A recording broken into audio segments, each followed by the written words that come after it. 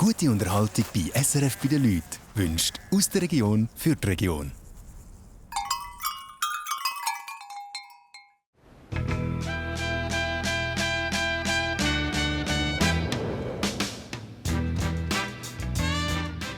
Julia Paz. Bienvenido in Engadina.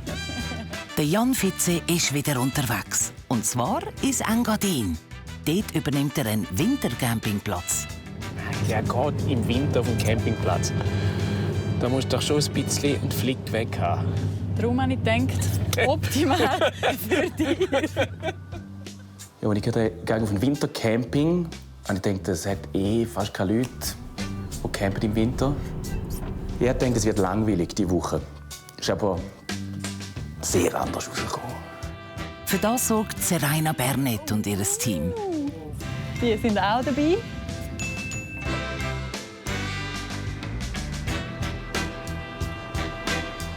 Hoi Katrin! Hoi! Wie läuft das da mit dem Check-in? Oder? Ja, am besten parkierst du mal hier vor dran und dann gehst du in die Rezeption. Sehr gut. Genau. Also, dann mache ich jetzt Check-in. Ja, mach mal Check-in. Bis grad. Das ist Fitze übernimmt. Wintercampingplatz.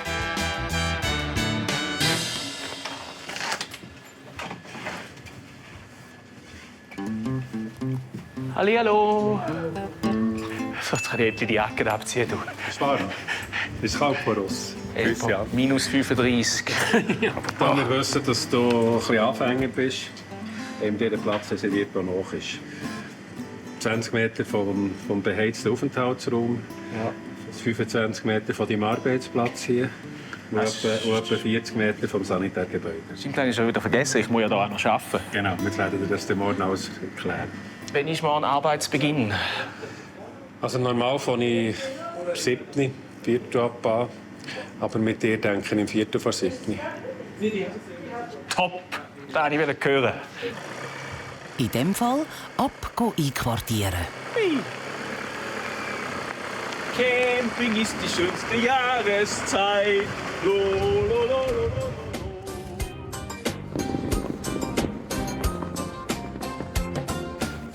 Also ich muss jetzt den Bus einrichten, aber ich habe gedacht, dass ihr auch noch etwas zu tun habt und als kleine Überraschung, ich würde euch gerne zum Essen einladen. Wir sind Camper, richtige Camper. Gar nicht so schlecht. Was du machst und wer du bist, interessiert beim Campen nicht. Das wäre dann Küche. Hä? Dass wir einen Teppich machen, damit es ein bisschen gemütlicher wirkt. Es geht nicht lang und der Jan lernt schon seine neuen Nachbarn kennen. Gut. Wir haben auch so einen. Ist herrlich. Mit oder ohne Heizung? Standheizung. Sonst wird es ein bisschen frisch. Sonst wird es also kalt. Ja, ich habe auf Standheizung verzichtet, weil ich mal einen gekauft habe. Habe ich dem Verkäufer gesagt, nie im Leben gehe ich im Winter mal campen. Die Heizung kann er behalten. Ja. Und schau, wo sind wir gelandet. Also, in den Genüssen. Viel Spaß, gell? Ja, bis später vielleicht. Tschüss. So. Da liebe ich auch am Camping. Immer nette Leute, immer ein Schwarz. Aber was mir jetzt ein bisschen Sorgen macht, ist, dass er hat schon recht laut gelacht, wo er gehört hat, die hat keine Standheizung. Immerhin gibt es noch etwas Warmes zu essen. Haben Sie schon mal so ein romantisches Fondue gehabt? Die schauen uns alle ein bisschen entgeistert an.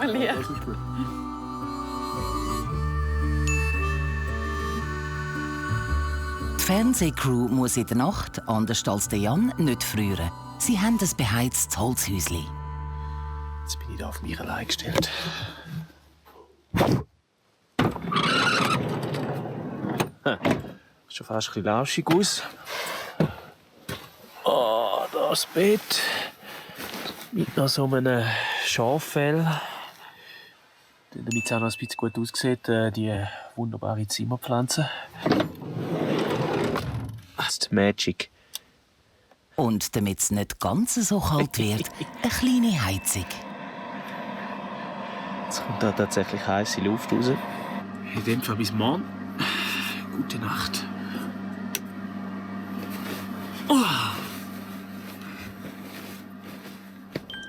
Die Nacht ist es auf und ab.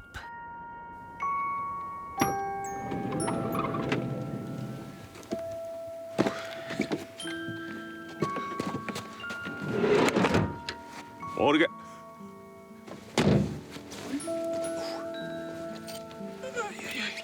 Wir verwachten aber wieder, wenn es zu kalt wird. Dann tut man schnell die Heizung einstellen. Dann merkt man, jetzt wird es wieder zu heiß. Dann stellt man sie wieder ab. Und so ist man in so einem permanenten Rhythmus, wo man auch immer ein bisschen wach ist, was sowieso gut ist, wenn man in der Wildnis übernachtet. Man muss ja immer mit einem Auge schauen, was geht. Übrigens noch, wenn der Schlafenzwerg oben ist, dann bitte nicht kommen. Wenn der da ist, dann bin ich am Arbeiten.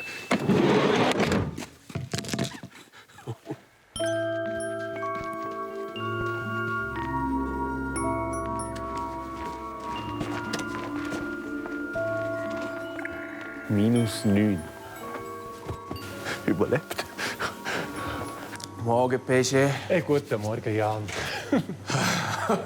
Ist gut geschlafen? Ja, die sind warm, wie verrückt. Schön, gell? Schön, bist du da? Also wir müssen gleich loslassen, weil es ist ein bisschen knapp.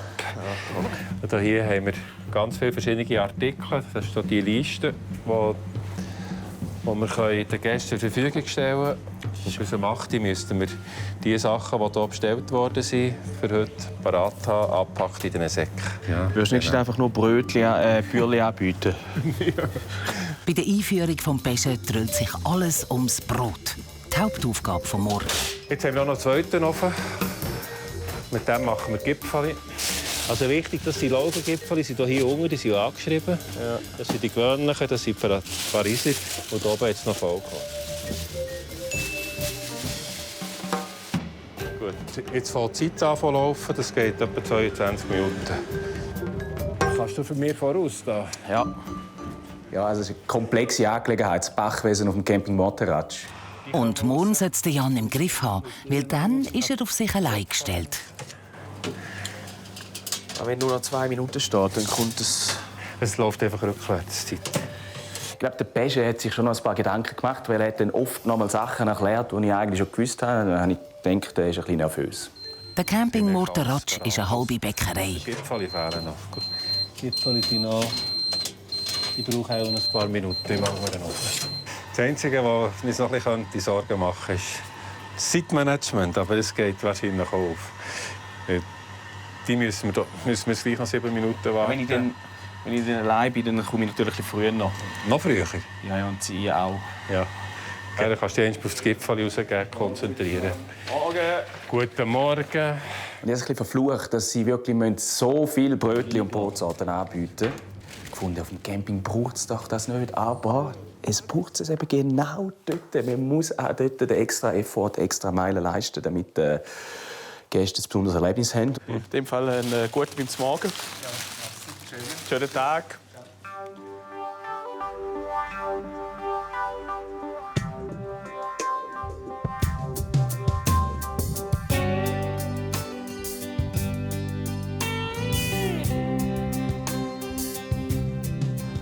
Und jetzt ist Chill-Time.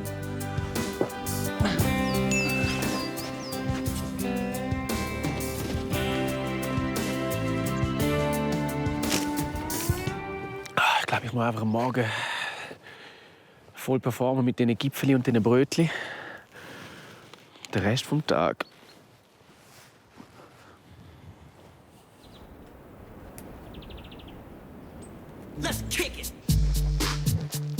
Da hat er aber die Rechnung ohne den Pesche gemacht. Weil der hat anders vor. Der Jan soll mithelfen bei den Vorbereitungen für das Nachmittagsprogramm. Eisbaden. Wir brauchen einfach ein bisschen Platz. Also da muss einfach der Schnee weg. Ja, genau. Und wieso machen wir das? Hat jemand gebucht? Ja, wir haben das angekündigt, dass man heute vom 2 an die einmalige Gelegenheit hat. Oh. Das wird aber gut. Ja. Also, das ist streng, hä?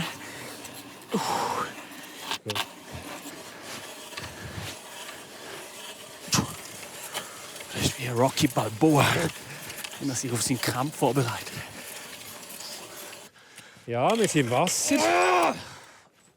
Gut, da. Juhu!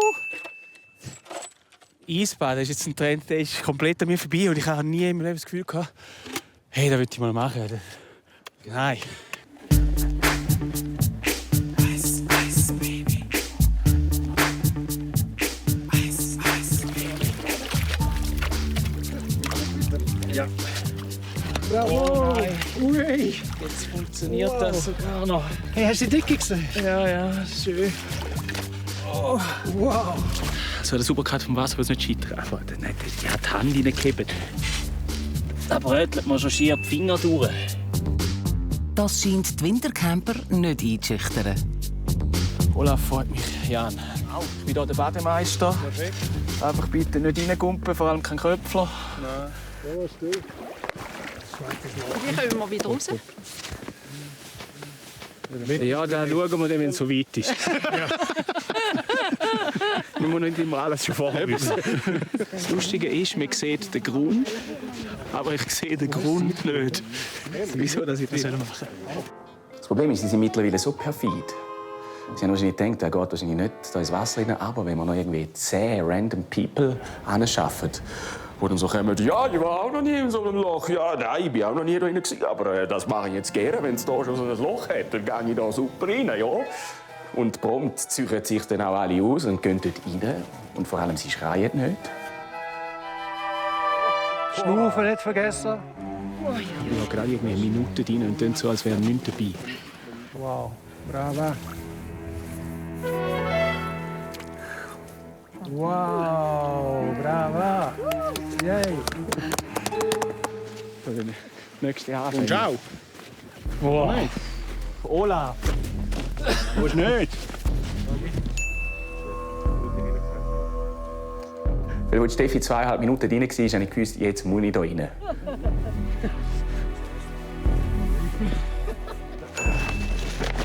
Das waren ja 40 Sekunden für alle. Oh ja, jetzt schon die Füße abartig weh. Schnaufen nicht vergessen, gell? Die Sonne. Die Schatten ist schon da hinten. Wow.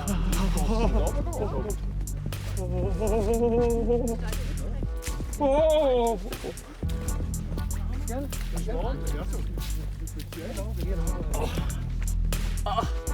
Au!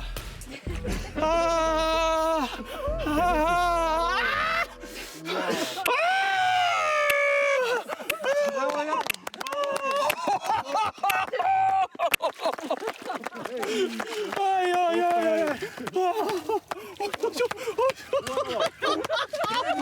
Oh mein Gott!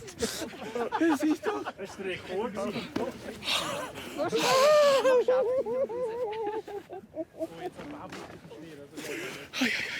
Tuch! Tuch! Aber schön.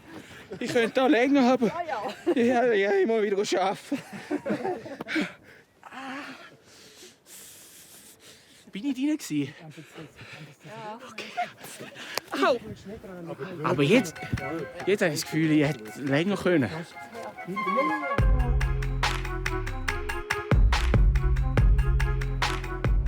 Auf dem Campingplatz hat es ein Restaurant. Und auch dort gibt es zu tun für den Jan. Hallo. Ich melde mich zum Dienst. Katrin, da versteckst du dich. Ja, genau. Nie mehr gesehen. Ja. Ja. Jemand muss... Jemand muss da so ein bisschen Salat machen, brüsten, Gut, also. dem Egon ein bisschen helfen. Genau. Also du bist in der Ja, Küche, das ist ich mein bin Job. im Service. Du an der bist im Front. Service, ja. Hallo Annalena. Hallo. Oh, wow. Ja. Wir haben hier eine Bestellung für Würste. Ist das korrekt? Empfehlung vom Koch übrigens ist das Sauerbraten. 8 Tage eingelegt. Hallo zusammen, Frika. Wir haben auf euch gewartet. Wo ist Tisch 50? Das ist draussen, oder? Das ist von außen, ja. Ja, das ist der Erlebnistisch. Wir müssten auch noch schnell freiräumen. Nein. Also, einen schönen Abend euch. Ja. Kommt gut heim und ich kann natürlich noch ein bisschen bleiben. Ja. Der Jan hat Glück. Das Restaurant hat für diese Woche das letzte Mal offen, weil ab morgen übernimmt er. Das Gute ist, ich bin ein rechter Moment-Typ. Bis du das jetzt angesprochen hast, dass ich morgen allein hier den Laden schmeiße, habe ich es schon gar nicht mehr gewusst. Aber ja, morgen wird vielleicht noch tough. Ich habe das Gefühl, er schafft es schon. Sonst hat es ja wahrscheinlich irgendwo noch Helfer rum, die er dann unterstützen kann. Er ist ja auch der Chef. Die Katrin, der Pesche und alle Angestellten machen einen Teamausflug und sind 2 Tage weg. Jetzt ist der Jan der Chef. Ich nehme ja vieles ein bisschen auf die leichte Schulter, aber wenn man mir so einen Job anvertraut oder einen ganzen Campingplatz, dann habe ich dann schon den Anspruch, um das eben so zu machen, dass dann am Schluss nicht die Leute kommen und sagen, also, ja, das müssen wir nicht mehr machen.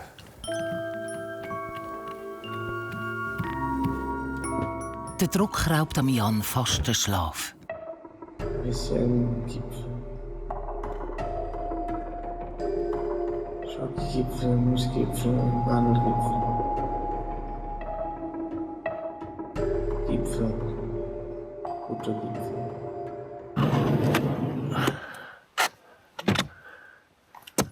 Oh mein Gott. Der ist weg. Der ist weg. Bedeutet, es gibt heute wahrscheinlich noch etwas zu arbeiten. Boxershorts.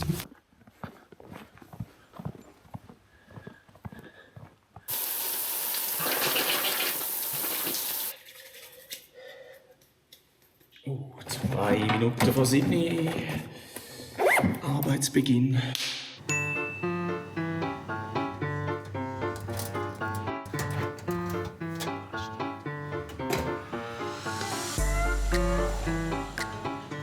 Minuten, 9 Minuten, 7 Minuten, 4 Minuten, 3 bis 4 Minuten, 20 Minuten.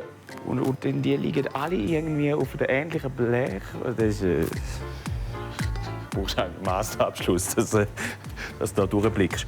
Am Anfang habe ich gedacht, der Pesche übertreibt es ein bisschen mit seiner Brötli-Wissenschaft. Und mir hat es aber sehr schnell den Ärmel reingenommen. Also, ich bin dann ein bisschen zu einem Mini-Pesche geworden. Ja, du, ganz schön.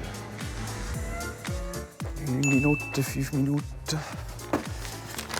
Du musst hier rauf, semmelhell. Wenn du einmal ein bisschen abrutschst, was mir schon passiert ist, dann hat der auf einmal ein Meerkornbrötchen und hat aber ein Semmel bestellt. Und dann ist die Kacke am Dampfen, das sage ich dir. Semmelhell, dann wieder die gleiche Leier, hier rauf, rocken. Scheiße, ich habe keine Rocken. Woher kommen jetzt die Rocken? Chaos suchen, Vize buchen. Der habe ich zu lang.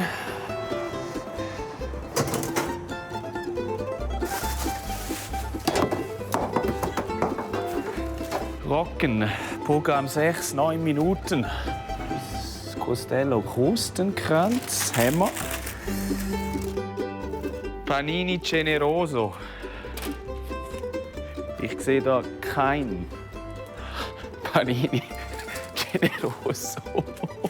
Es läuft drunter und drüber und die Zeit rennt am Jan davon. Eschmann, einmal Rocken, einmal Steinhofen Matcha, 4-mal Urdinkel und 2-mal Vollkorngipfel. Immer offen am Abend. Immer offen. Ausser heute. Ja. Ich glaube, es tut den Gästen manchmal auch gut, wenn sie ein bisschen länger warten müssen. Dann schätzen sie das Produkt mehr. Morgen miteinander! Ich hoffe, es sind die richtigen Brötchen drin. Der Bäcker hat heute ein bisschen... Ist nicht ganz richtig, aber stimmt. Ja, ich habe das Gefühl gehabt. Wäre es ein Ballon rustic gewesen? Das Matcha. Matcha. Matcha, lustigerweise, hat sich der, der das Brot backen musste, hat sich verrechnet. Geht das trotzdem? Das geht gleich, ja. Gut.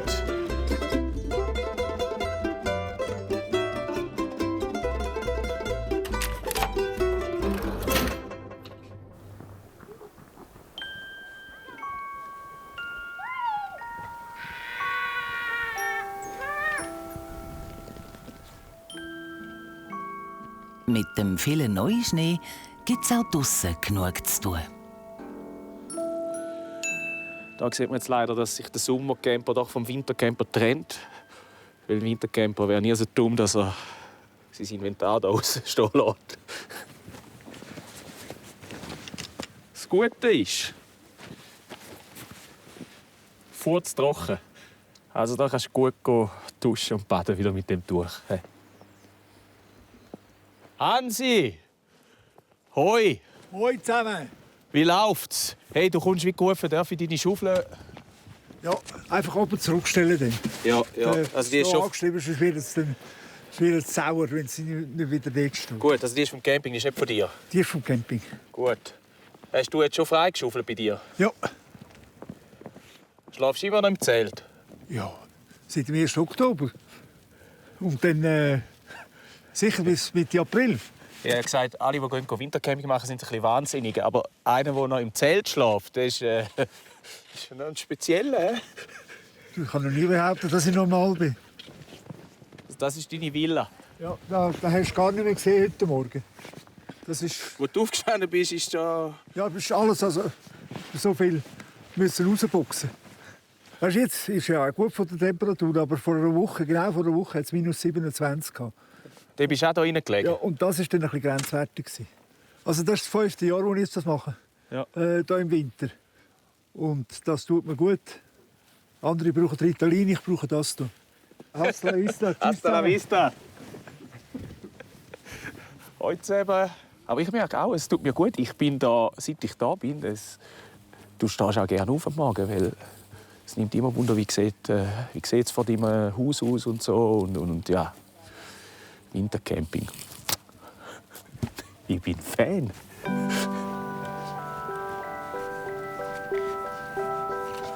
Hast du super bestellt, hä? Schön, gell?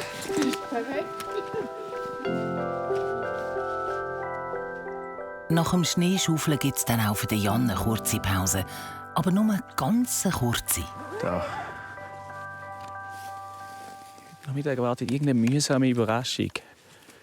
Weil niemand erzählt mir, was Sache ist. Das ist sehr besorgniserregend.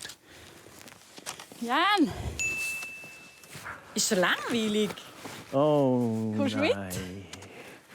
Hä? Langlauf. Ich hoffe, du kannst es, weil sonst müsstest du noch ein bisschen üben. Warte mal schnell. Ich muss schnell etwas schauen. Ich kann das auch so sagen. Warte! Ich sage das gerne auch so. Sag's mir nicht. Ich muss etwas schauen. Willst du das Datum wissen? Ich muss etwas schauen. Ja. 9. März. Ja. 55. Engadin Ja. Skimarathon. Ja. Und der Jan ist dabei. Ja, Sack! Der erste Reflex war, das sind hinterhältige, das Wort kann ich jetzt nicht sagen, aber ja, sind einfach nicht so nette Leute.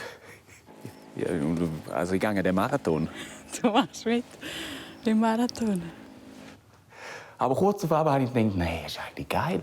Ich habe immer gedacht, der Engadiner Skimarathon, da wäre mal noch etwas so. Für den braucht es aber ein bisschen Training. Gut, ich mache ein bisschen Industriespionage.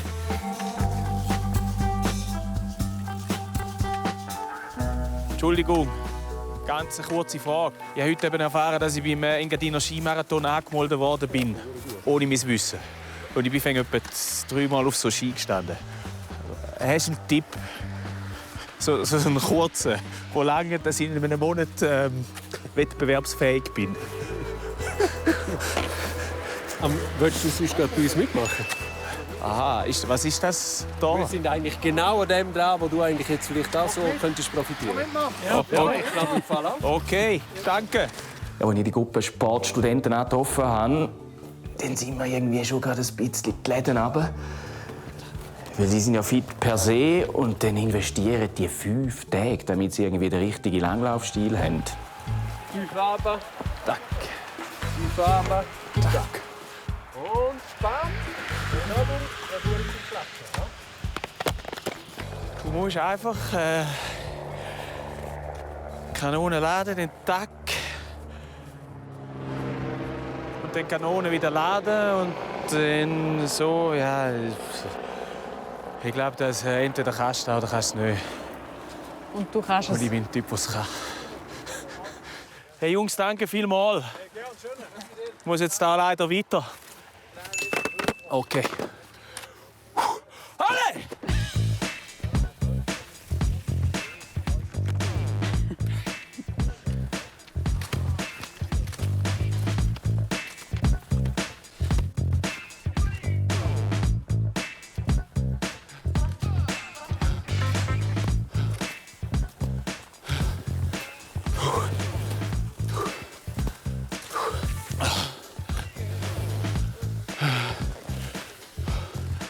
Heute zusammen. Positiv ist, beim Steinhang ist eine Konkurrentin gefressen. Da vorbeigeflogen. Geiles Gefühl. Problem, es sind 2,7 Kilometer. Und ich bin schon am Limit. Brille läuft da. Pumpe explodiert hier. Ja, der wird hart. Viel Zeit zum darüber nachdenken hatte Jan nicht. In der Nacht hat es angefangen zu regnen. Horror für einen Wintercampingplatz. Ja, was ihn die ganze Nacht durchgeregnet hat, das hat wehgetan. Das war wie Salz in eine offene Wunde. Weil erstens ist das einfach nicht schön für den Schnee. Und für den Campingwart ist es gar nicht schön, wenn sie reinschiffen in den Schnee. Weil jeder, der mal Schnee weggeräumt hat, der das Trick geschifft hat, weiss, das ist ein Scheiß. Gipfeli-Alarm, ich komme gleich wieder. Guten Morgen. Jetzt haben wir auch noch neuen Schnee. Jetzt wird es wieder knapp mit der Macht. Der Jan, man kann es nicht anders sagen, ist im Seich. Wichtig ist noch, dass du morgen hast nicht viel Zeit. Du musst einfach die neuralgischen Stellen räumen, wie zum Beispiel hier. Heute Morgen, wo wir die Laufkundschaft gesehen haben, damit die Leute vor allem auch sehen und spüren, da wird etwas gemacht. So, das muss jetzt mal lange für den Moment. Warten Sie eigentlich schon auf den Laden? Nein, frisch. Ah, okay, gut, bin ich froh. Da habe ich nichts damit zu tun. Für einmal. Problem, in 9 Minuten sollte der Laden schon wieder aufgehen. Das heisst, meine Assistenz muss jetzt hier an die Säcke, beziehungsweise ich muss an die Säcke und du an die Liste. Kannst du mir die Listen ablesen? Punkt 8 müssen das Brot und die Gipfeli für die Camper parat sein. Ohne Hilfe von der Serena geht's nicht.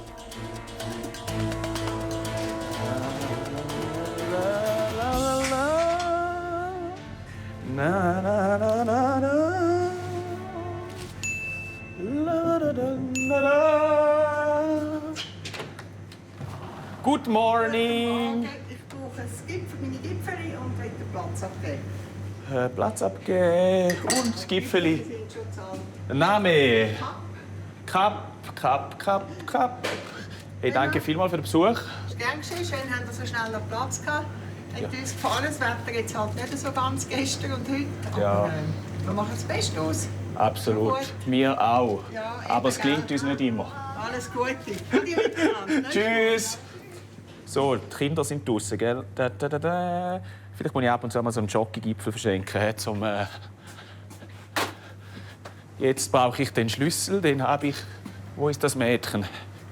Wo ist der Schlüssel? Hat jemand versteckt? Wirklich nicht. Hoi! Sorry, du kommst immer ein bisschen zu früh.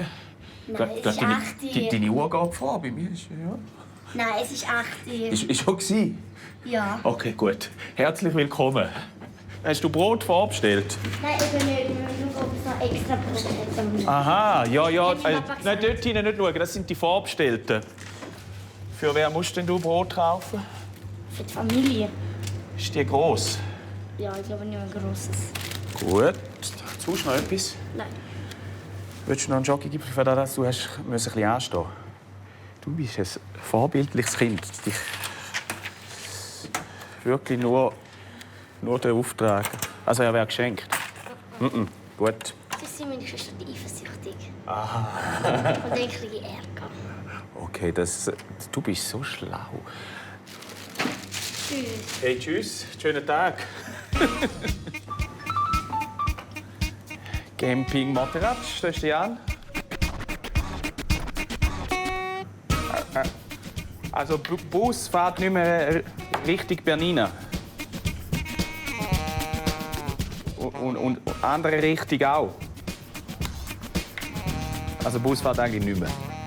Das Gute ist, ich liebe Chaos und darum habe ich mich eigentlich dann an dem Tag irgendwie angefangen, pudelwohl zu fühlen. Okay.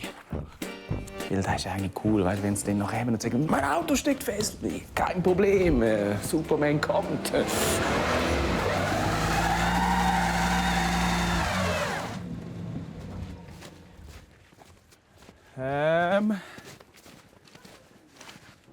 Vielleicht mit ein bisschen Anlauf.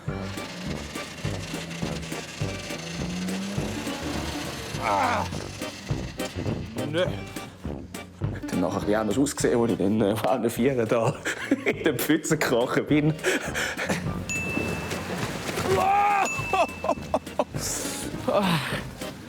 Jawohl.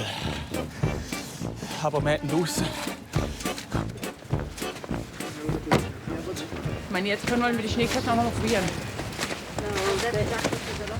Willst du Schneeketten montieren? Naja, ich meine, das geht bis davor.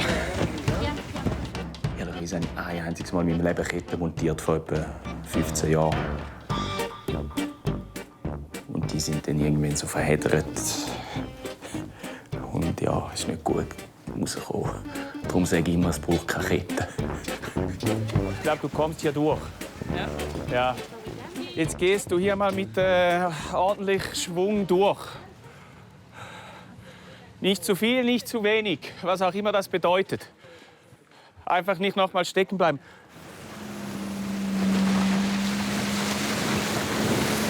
Stopp! Ja. Gut. Geschafft. Und jetzt weiter Schnee räumen.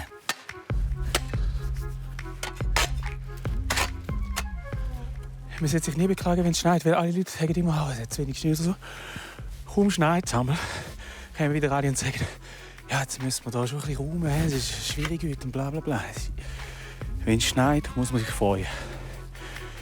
Aber es gibt ein bisschen Arbeit. Aber ich sehe es jetzt sowieso immer als Training für den Engadiner, von dem her perfekt. Schöne Mittagsbeschäftigung.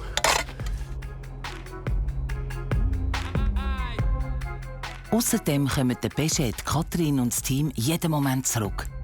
Und es soll ja nicht aussehen, als wäre Jan auf der faulen Haut rumgelegen. Oh, Achtung. Das sind's. Jetzt sehe ich so aus, als wäre es ein Empfangskomitee. Welche lachen, schau. Wahrscheinlich denkt er, wieso ist da nicht überall geräumt? Aber der hat keine Ahnung, was da alles zu tun hat. Hoi zusammen. Hat das lustig gehabt? Natürlich. Wir hoffen auch. Total. Hoi Pesche. So, da, so. Oh, ich mag im Fall nicht mehr her. Hey Gabi, ciao. Gut? Ja, ist alles...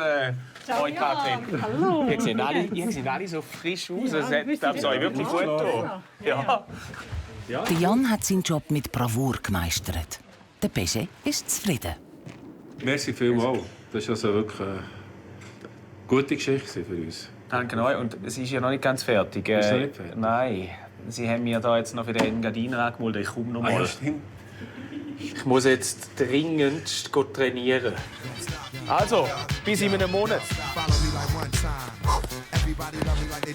Ich hätte ja die Vorbereitungszeit auf den Engadiner. Ich habe mich jetzt für das High-Intensity-Training entschieden.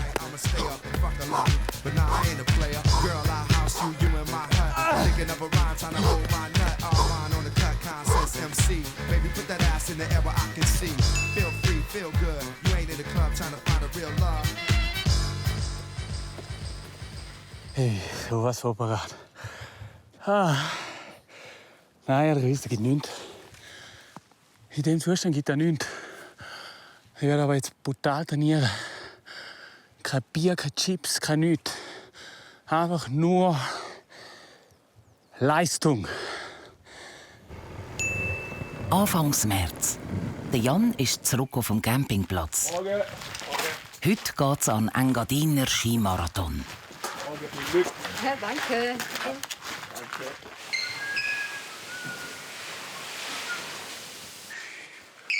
Als ich aufgestanden bin, ist erstmals ein Funken Nervosität aufgekommen. Vor allem, wenn du die Leute da siehst, die sehen so fokussiert aus. Seit ich hier Eisbaden nehme ich immer am Morgen eine kalte Dusche, wenn ich grosse Unternehmungen habe, die bevorstehen.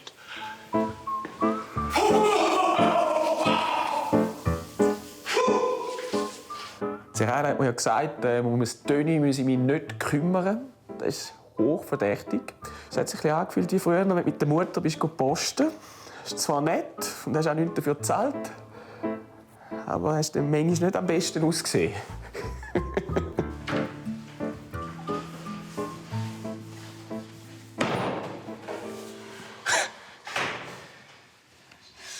Das ist dann Scherz.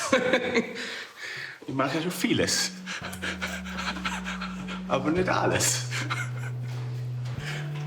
Aber das ist geil. In dem Fall nichts wie los in Richtung Startgelände.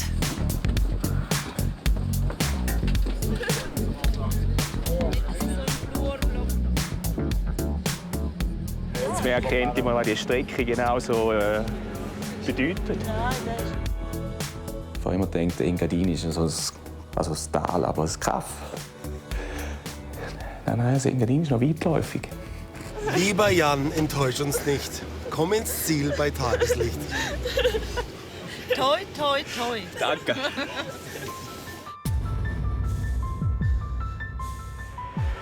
Der Start vom Engadiner Skimarathon ist in Maloja und er führt Teilnehmerinnen und Teilnehmer bis auf Schtschanf.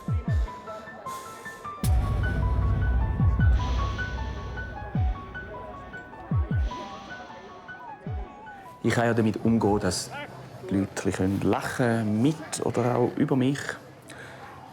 Also bis auf 100 Unterhosen blamieren will ich mich einmal doch nicht. Und darum, ich habe gewusst, ich werde bei dem Marathon ins Ziel kommen. Die Frage ist nur, wie. Zuerst starten die Profis, dann geht's Schlag auf Schlag. Jetzt ist ernst, jetzt gehen wir an den Start. Danke. Das werdet ihr sehen von mir. Meine Rückseite. Okay. Jetzt wird's doch noch ernst. 15 Sekunden. Jetzt habe ich im Fall doch noch das Gefühl, es wird brutal streng. Am 55. Engadin Skimarathon. Aus Europa, aus Südsee, aus Asien zum Thailand. Ist das eigentlich streng? Ich bin ein Wichserli. Kommt drauf an.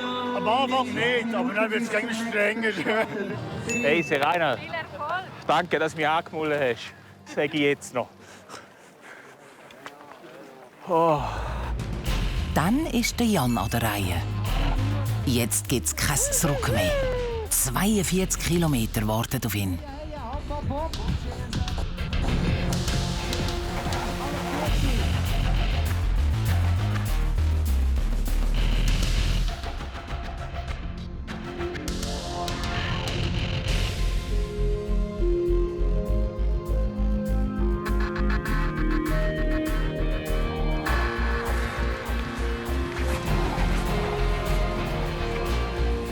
Weil ja, wenn so viele Leute so das Gleiche machen, das reisst schon mit.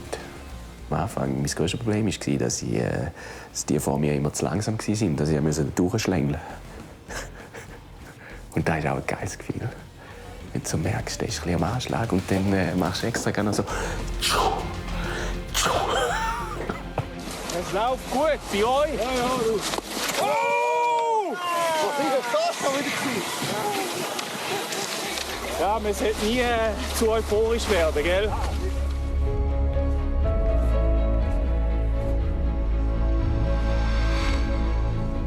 Die Redaktorin behauptet ja immer, es ist das Schönste der Welt, bla bla bla. Ehrlicherweise ist es schon noch ein bisschen schön.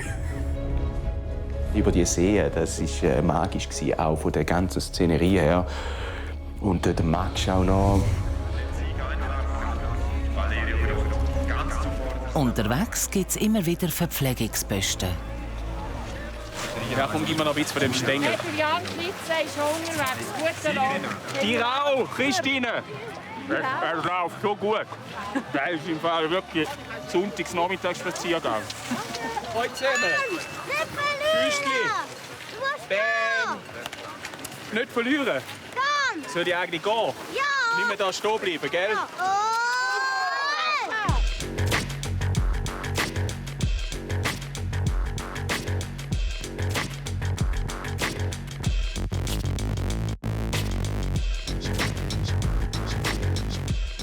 Nach gut 2/3 der Strecke hat die Motivation beim Jan recht nachgelassen.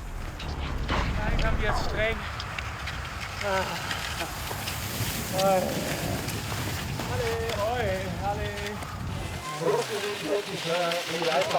So, jetzt kommt der. Den Scheiße, ich habe noch gebraucht.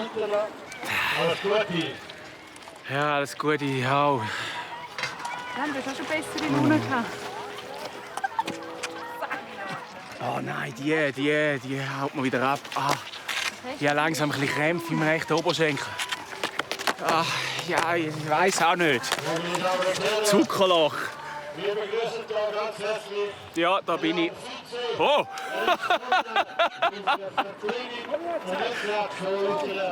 Okay, muss. So ist der Sprinter, schau dir das an. Er macht den ersten Marathon und mit dem Tempo sind wir alle der Zweite. Super! So muss es gehen im Marathon. Da habe ich gefunden, heya, heya. Oh, heya, heya. Den habe ich leider überpowert, den Hang drauf. Jetzt habe ich übersäuert, aber ich sollte nicht bremsen. Wird noch schlimmer. Hey, geht's noch weit?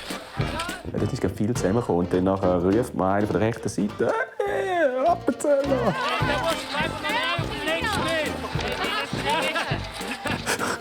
Ich denke, nein, sicher nicht.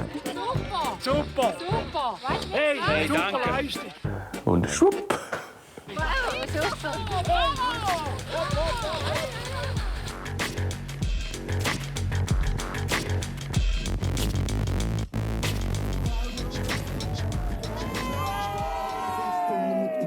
Und dann das Ziel läuft phänomenal. In dem Moment, wo du dann auf der Zielgerade bist, hast du das Gefühl, du bist wirklich irgendwie ein Olympia.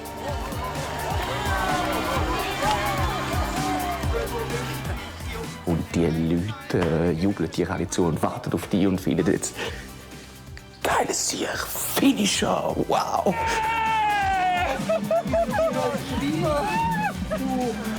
Eruieren und welchen Girl das vermeintliche... Grazie, Fetsch. Aber genau das erfahren wir von Maureen Valère. Bitte schön. Hey, mega Erlebnis. Also, ich würde es jedem empfehlen. Ein bisschen trainieren, gute Ski. Und das Geilste ist, wenn man zu den Verpflegungsstellen kommt, die Leute, die die Bananen geben oder die Drinks, die haben so Freude, um dir das jetzt zu geben. Hat mir wieder mal gezeigt, der Mensch ist eigentlich eine hilfsbereite Spezies. Ja, also das Gesamterlebnis hier. Grandios. Buon placer, bien divertiment. Okay, ja. Ja, da wäre es in dem Fall gewesen von Vize übernimmt. Danke vielmals fürs Zuschauen. Vergesst nicht, es wird erst geil, wenn es ein bisschen wehtut. Aber das ist jetzt geil. Für das hat es sich gelohnt.